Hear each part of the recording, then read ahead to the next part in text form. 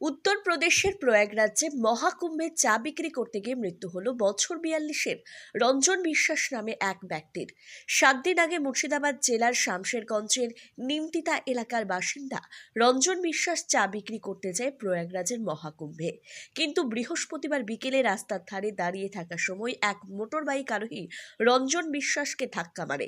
তড়িঘড়ি রঞ্জন বিশ্বাসকে নিয়ে যাওয়া হয় স্থানীয় হাসপাতালে নিয়ে গেলে চিকিৎসকরা তাকে মৃত বলে ঘোষণা করেন। ঘটনার খবর নিমতিতায় পরিবারের কাছে পৌঁছতে কান্নায় ভেঙে পড়ে পরিবারের লোকজন। এলাকা জুড়ে নেমে এসেছে শোকের ছায়া।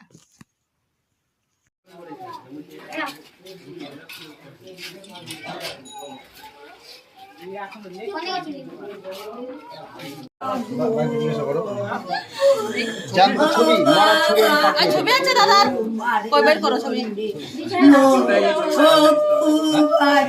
বড় ছবি নাই দাদা।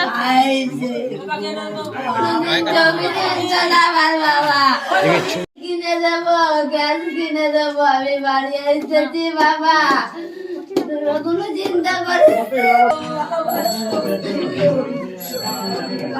মাসেও আসে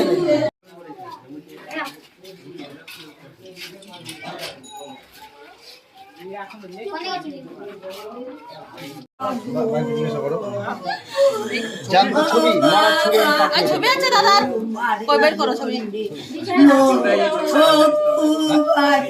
বড় ছবি নাই দাদা।